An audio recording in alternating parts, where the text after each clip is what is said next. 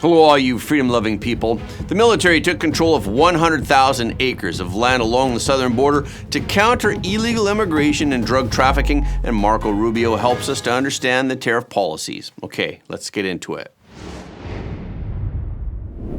Tensions escalated in the peace talks between Ukraine and Russia.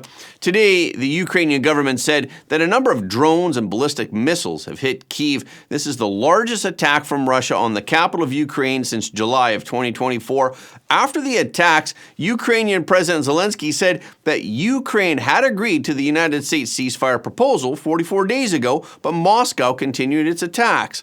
President Trump also reacted to the news. He wrote on True Social, "I am not happy with the Ukrainian strikes on Kyiv. Not necessary and very bad timing. Vladimir, stop. 5,000 soldiers a week are dying. Let's get the peace deal done." Also today, President Trump met with the Norwegian Prime Minister to discuss the war in Ukraine and the reciprocal tariffs. During the meeting, Norwegian Prime Minister Jonas Gahr Støre said that to end the war, U.S. engagement is critical. To move towards an end of this war, U.S. engagement is critical, and President Trump made that possible. That is clear, that is obvious, it's really happening. Now the important thing is that both parties have to know that they have to deliver, and they have to feel the pressure to deliver. Ukraine is under attack. They are defending themselves. Lives are being lost. And we believe very firmly that there needs to be a ceasefire. The initiative taken by the US some time ago, it needs to be respected. And then to move on to something which both parties can own. That is the complicated part in such a dramatic war. And here I believe Europeans and Americans working together, as we do much closer now. I salute the team of President Trump of being, open in that process. We had a good discussion on this today. And then we have to move on, and we cannot lose time because this is too much drama happening. President Trump also explained why he directly said, "Stop, Vladimir," in his message. This morning in Truth Social Post, he used the words, "Vladimir, stop." That seemed like a slightly different message, a personal message.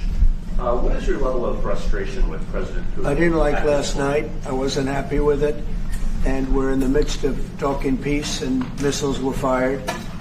And I was not happy with it. That's what I meant, and that's, President Trump insisted that he's putting a lot of pressure on Russia, and that's why Putin is talking right now. President Trump also said that Russia has made a pretty big concession to end the war in Ukraine. Mr. President, why are you not putting more pressure on Russia? I know a lot of Europeans... Putting a lot of pressure. You don't know what pressure I'm putting on Russia. They're dealing. You have no idea what pressure I'm putting on Russia. We're putting a lot of pressure. Can you maybe tell us that? We're putting a lot of pressure on Russia, and Russia knows that, and some people that are close to it know, or he wouldn't be talking right now.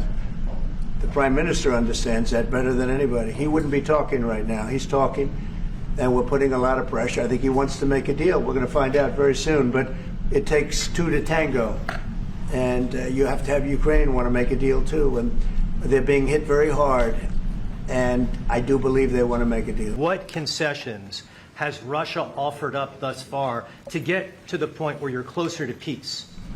Stopping the war, taking the whole country. Pretty big concession. President Trump was also asked if he still agrees that Ukraine has to give up some territory in order to win peace. Do you still agree that Ukraine have to give some territory away to win peace? Well, it depends what territory. They've been fighting. They've lost a lot of territory. We'll do the best we can. Working with Ukraine, we'll do the best we can. But they lost a lot of territory. When you say Crimea, that was handed over during a president named Barack Hussein Obama. That had nothing to do with me, Crimea. That was 11 years ago with Obama. And they made a decision. There wasn't a bullet fired. There was no fighting. There was no anything. They just handed it over. Now they say, well, can you get it back?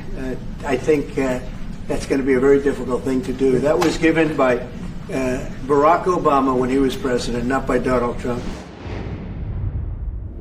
Recently, the Department of Justice, the DOJ, charged 27 alleged members and associates of the Venezuelan gang Tren de Aragua under a legislation that is designed to bring down criminal enterprises. This legislation is called the Racketeer Influenced and Corrupt Organization Act, or RICO. Those charged are accused of committing robberies, shootings, sex trafficking, and organized prostitution of women brought into the United States illegally from Venezuela. Accusations also included extorting small businesses and trafficking a drug called Tusi, which contains ketamine. This is a drug that the DOJ described as the gang's calling card. And on Wednesday, the DOJ added terrorism-related charges to the criminal case against one of the alleged high-ranking members of the gang. According to a recently unsealed indictment, for the first time, the DOJ is pursuing terrorism charges against Jose Enrique Martinez Flores. Martinez Flores was charged with conspiring to provide material support to a designated foreign terrorist organization. He was also charged with conspiracy and cocaine distribution in Colombia, which was intended for distribution in the United States. Colombian authorities arrested Martinez Flores in Colombia on March 31st after the United States requested a provisional warrant for his arrest. He is still in Colombian custody and he awaits further legal action. Martinez Flores allegedly organized the delivery of roughly 5 kilograms or more of cocaine for international distribution. This was allegedly to fund Tren de Aragua's criminal goals. Now he faces a maximum penalty of life in prison and a $10 million fine if convicted. Attorney General Pam Bondi stated, "Today's charges represent an inflection point in how this Department of Justice will prosecute and ultimately dismantle this evil organization which has destroyed American families and poisoned our communities." Mike Waltz, who is the National Security Advisor to President Trump, suggested that such organizations could face military action and should be treated more like ISIS than Cosa Nostra. Waltz also said that the administration could move even further. Waltz said they are combating the Mexican army in full-on firefights. They are shooting at aircraft. They deserve all aspects of our national power to be used against them to defend our sovereignty, to defend our borders, and that's why you've seen the Defense Department under Secretary Hegseth and Trump's leadership shift its assets to actually defend America. Since taking office, President Trump ordered 10,000 active duty troops to boost the roughly 2,500 personnel who are already in place to support the Customs and Border Protection. The military also deployed 2 warships, military aircraft, and combat vehicles as tools to aid in operations. So far, the soldiers have helped border agents to patrol the border, and they have carried out deportation flights of illegal migrants. This week, the U.S. Northern Command also announced that military personnel can now perform security support operations on a strip of land that was recently transferred to the Army's control. Recently, the U.S. Department of Interior handed over nearly 110,000 acres of federal land along the U.S.-Mexico border to the Army for 3 years. The transfer occurred after a memorandum was issued by President Trump on April 11th. This memorandum authorized the military to take control of the land in order to counter illegal immigration and drug trafficking. Tulsi Gabbard, the National Intelligence Director, and Kash Patel, the FBI Director, argue that the Venezuelan gang is in fact linked to Venezuela's leader, Nicolas Maduro. This argument came after the alleged classified leaks in recent days. But over the weekend, the Washington Post cited unnamed sources and alleged that the U.S. National Intelligence Council has cast some doubt on the idea that the Venezuelan gang Tren de Aragua is working with Maduro. In response, on Wednesday, Gabbard announced that she had made 2 criminal referrals to the DOJ that are related to the leaking of classified information to the press.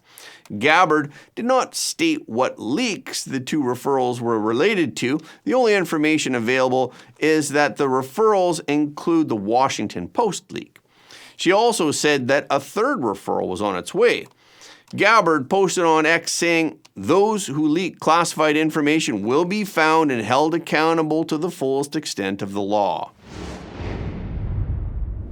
Data released on Wednesday by JP Morgan showed that U.S. consumer spending in the first 15 days of April rose about 3.8% from a year ago, which was greater than the previous month's increase. Spending in March rose about 2.7% from a year ago.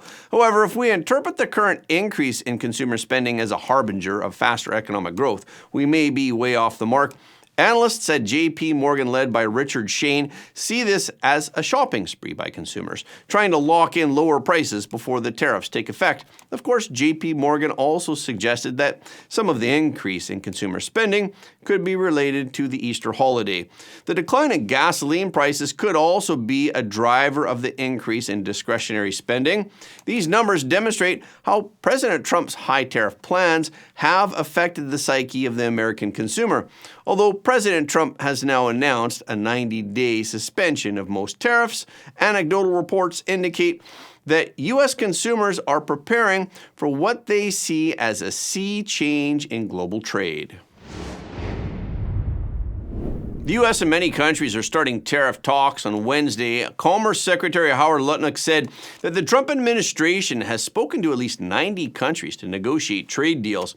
One of the most unpredictable and the primary target of President Trump's tariff war is what direction the tariffs with Communist China will take. However, Lutnick said that talks with Communist China have not yet begun. The U.S. currently imposes a 145% tariff on Chinese goods, and the CCP imposes a 125% tariff on U.S. products. Treasury Secretary Scott Bessent, while speaking at JP Morgan's closed-door investment summit in Washington, D.C. on Tuesday, said that the current tariffs between the two countries are essentially a trade embargo, and that the status quo is unsustainable. He predicted that the U.S.-China trade war will be eased in a very short period of time, but at the same time, it will also be a protracted war.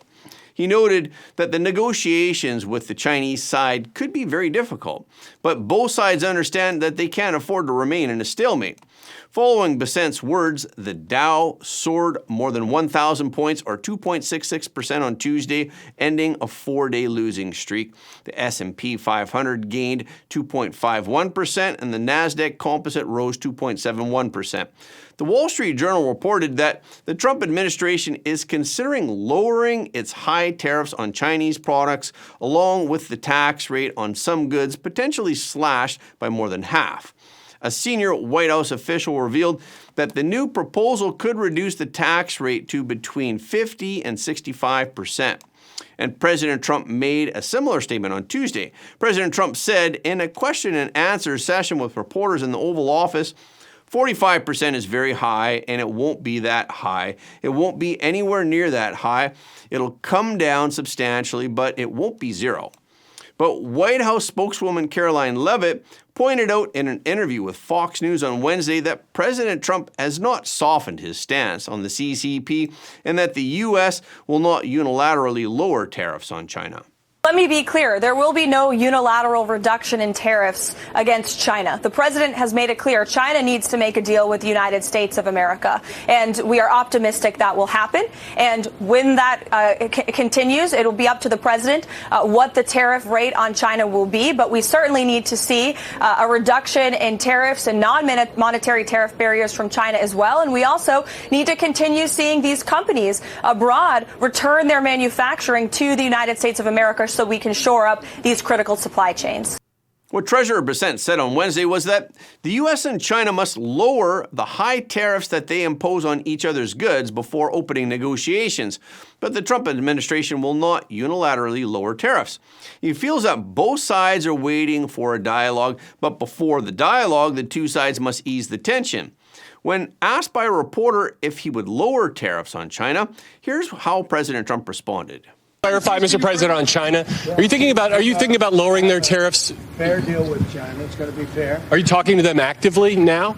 Actively. Everything's active. Everybody wants to be a part of what we're doing. They know that they can't get away with it any longer, but they're still going to do fine. And we're going to have a country that you can be proud of, not a laughing stock all over the world for. President Trump also said the current tariff on China remains at 145%. So how quickly it will come down depends on the Beijing administration. President Trump said, if we don't have a deal with a company or country, we're going to set the tariff. I'd say over the next couple of weeks. When asked if this plan would apply to China, President Trump said, we're dealing with a lot of countries right now and could be with China, but maybe we'll make a special deal and we'll see what it will be. So is the tariff issue just a strategic negotiating tactic for President Trump, or is it something he is determined to do? This is something that many people find very confusing. It seems that the message coming out of the White House is both. As we have mentioned before, Trade Counselor Peter Navarro and Treasury Secretary Scott Bessent have different views on tariffs. The hawkish view, led by Trade Counselor Navarro, is that tariffs are an end in themselves and that they are needed to rebuild U.S. industries that have been hit by foreign competition. Bessent, on the other hand, sees tariffs as strategic, as a pressure gesture, as a means of forcing other countries to make meaningful concessions and for getting them to act. Secretary of State Marco Rubio responded to this issue with candor in an interview on Tuesday with Free Press founder Barry Weiss. He said that both views are valid. There are certain industries that are critical to the future of the United States, and the United States must have domestic production. He specifically named shipbuilding and pharmaceuticals. And he suggested that there's a broader question to think about, that is the current state of global trade fair to the United States? The Secretary of State says that he travels around the world and does not see American cars on the road in almost every country. And many U.S. products are banned from countries. Sometimes it's because of tariffs, sometimes it's because of non-tariff barriers, and sometimes it's because of local barriers. He said that this situation should not continue. He explained that 50 years ago, when these countries were still poor, developing countries, we didn't want them to fall into the path of the Soviet Union, and this approach might still make sense. But now they are developed economies. He specifically named the European Union. On the whole, the economic structure of the EU is on par with that of the United States. They are both developed economies. So why is there such a huge trade imbalance between the EU and the US? Obviously, this needs to be adjusted. Rubio also mentioned Communist China again. He said that China is an export-driven economy. They can sell anything they want to the U.S., but they severely restrict what the U.S. can export to them. This is also unsustainable. The United States also does not have 10 years to solve this problem. We only have 1, 2, or 3 years. So the Secretary of State believes that the tariffs are as much about the industries that the United States needs and wants to protect as they are about the broader issue of the need to reshape the baseline of global trade and the need to be guided by the national interests of a sustainable America. So the Secretary of State's analysis may help us to understand future tariff adjustments. White House officials confirmed on Wednesday that President Trump is considering potential tariff exemptions for automakers. This follows weeks of intensive lobbying by auto industry leaders, warning of potential supply chain disruptions and higher consumer costs. The Alliance for Automotive Innovation, which represents nearly all major automakers, sent a letter to government officials warning that many auto suppliers remain financially vulnerable. The letter stated, most auto suppliers are not capitalized for an abrupt tariff-induced disruption. Many are already in distress and will face production stoppages, layoffs, and bankruptcy. However, these tariffs are supported by the United Auto Workers. President Trump himself admitted in an April 14th briefing that production returns are a challenge, and he noted that factories need additional time to adjust. Illinois U.S. Senator Dick Durbin announced on Wednesday that he will not seek a sixth term in 2026, thus ending his more than 4-decade political career representing Illinois. The 80-year-old senator said in a video message posted on X, the decision of whether to run for re-election has not been easy. I truly love the job of being a United States senator, but in my heart, I know it's time to pass the torch. Durbin was first elected to the House in 1982. He was financed by pro-Israel forces. His opponent was Paul Finley, an 11-term Republican who was famous for criticizing U.S. policy toward Israel and for promoting the Palestinians. Durbin was first elected to the U.S. Senate in 1996 after serving 7 terms in the House of Representatives. He has been the second highest ranking Democrat in the Senate since 2005. During the Biden presidency, Durbin served as a chairman of the Senate Judiciary Committee. Durbin's known accomplishments and actions in Congress include promoting the indoor anti-smoking movement in the late 1980s, introducing the DREAM Act in the early 2000s. In 2001, he introduced the DREAM Act to give young people who were brought to the country illegally a path to citizenship. He helped overturn a law from the drug war era, making the new law retroactive and therefore reducing the sentences of those who were serving time for crack cocaine. In late 2020, he organized Democrats to boycott Republican nominee Amy Coney Barrett for Supreme Court Justice, and in 2022, he led the confirmation of Supreme Court Justice Ketanji Brown Jackson. He introduced, with bipartisan co-sponsorship, the First Step Act, which makes sentencing laws fairer and provides transitional programs to help prisoners return to society. Durbin's decision to retire will provide an opportunity for a new generation of successors to emerge, and it may accelerate the generational change in Senate Democratic leadership.